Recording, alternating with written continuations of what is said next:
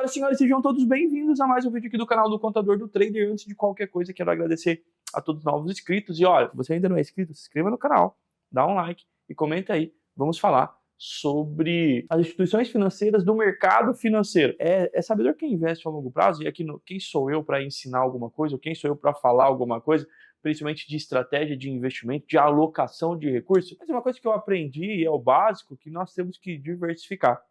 E na diversificação a gente trabalha por setor. As setorizações é muito importante. Um dos setores é o mercado financeiro, né? Ou seja, é as instituições financeiras.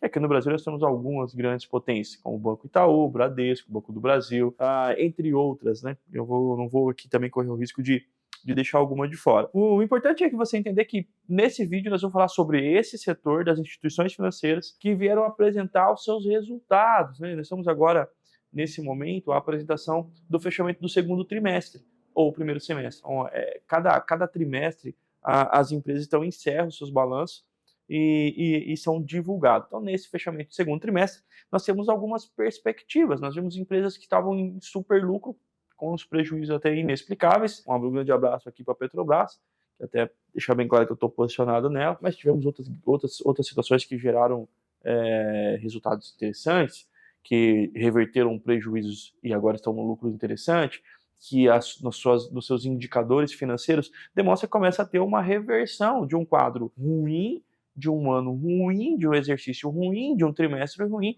passando a ter um resultado mais positivo. Pensando nisso, nesse vídeo nós vamos falar então sobre algumas instituições financeiras que disponibilizaram os seus balanços. O primeiro que nós vamos falar, nós vamos pegar quatro os maiores, tá? Então nós vamos pegar o primeiro o contexto do Banco do Brasil, do Bradesco, do Itaú, do Santander, somente o Banco do Banco do Brasil que eu tenho na minha carteira, e eu tenho a Itusa, né, que é a hold do Itaú.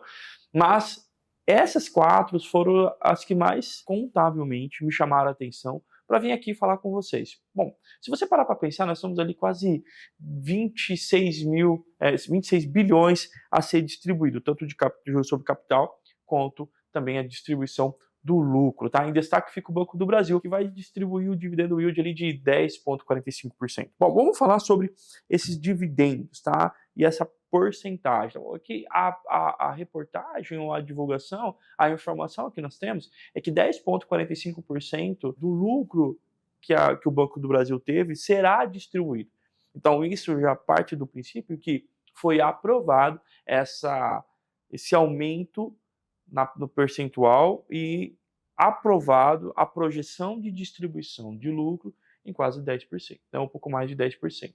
Então isso faz todo sentido para nós. Mas calma, que eu vou explicar para você aonde isso vai atingir e aonde nós vamos chegar.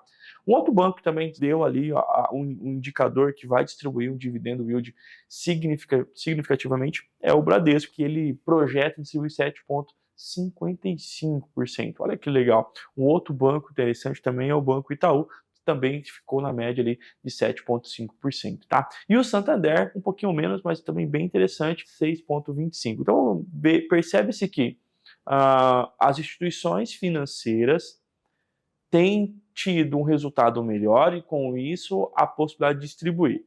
Não vamos entrar em política, mas temos que entender que esse governo ele tende a favorecer mesmo as instituições financeiras. Então, elas voltaram a ter uns lucros consideráveis. Bom, entendemos então que cada trimestre as instituições vão estar, ou as organizações, as empresas vão estar disponibilizando ou publicando o seu balanço. A partir dessa publicação, nós conseguimos então identificar ali os resultados dessa empresa. Algumas empresas, por ser caráter obrigatório, já também disponibilizam os indicadores financeiros, como liquidez corrente, liquidez geral, solvência, passivo coberto. Então, essas informações já vêm para nós. Para quem faz análise fundamentalista, nós vamos encontrar outros motivos, outros indicadores para poder analisar, principalmente na questão de compra de ativo. Agora, quem já está posicionado e vai receber esses dividendos e os juros sobre capital próprio, precisamos ter atenção em alguns fatores, tá?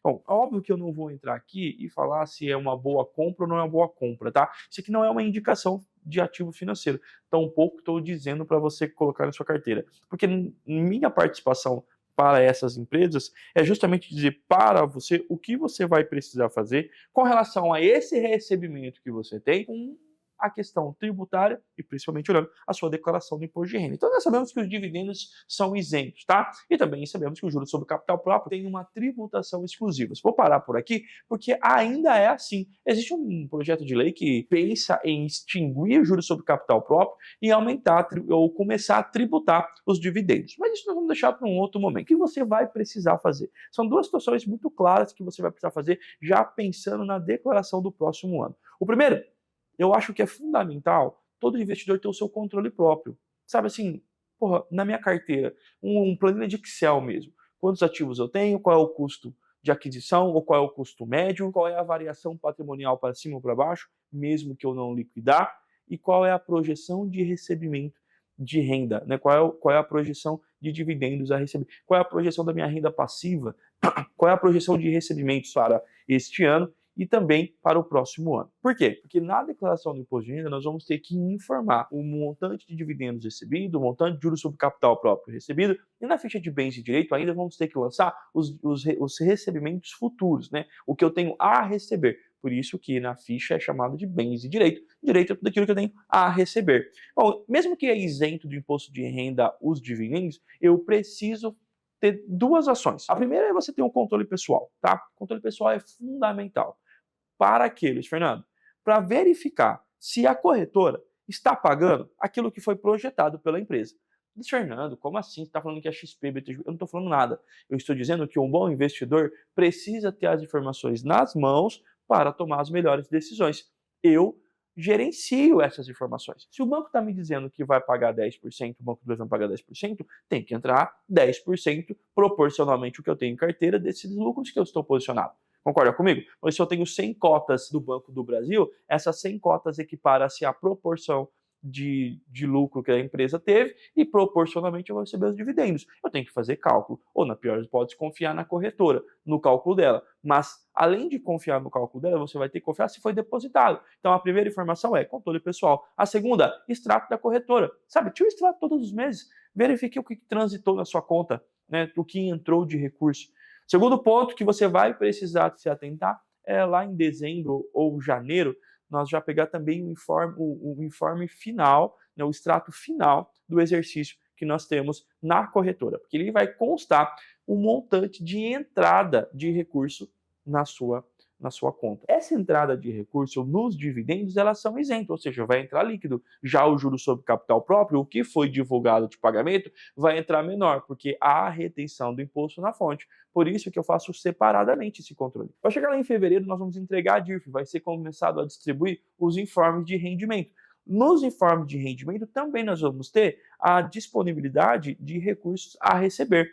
E essas informações que serão necessárias você ter, cuidar e preparar para entregar a declaração do imposto de renda. Os dividendos são isentos. Juros sobre o capital próprio não são isentos, mas eu não preciso fazer nada, porque foi eleito alguém para fazer para mim numa tributação exclusiva. Só que eu controlo isso separadamente, junto a documentação separadamente, porque na declaração do imposto de renda ele vai separado. Ele vai nos rendimentos isentos não tributados e também vai na ficha tributação exclusiva, né, na fonte. É ali que nós vamos informar o montante de juros sobre capital próprio recebido e os juros de dividendos recebidos. Eu espero que esse vídeo tenha te ajudado de alguma forma. Se quem faz buy and hold, é fundamental que você tenha essa atenção. Curte, comente, compartilhe. Um grande abraço e até o próximo.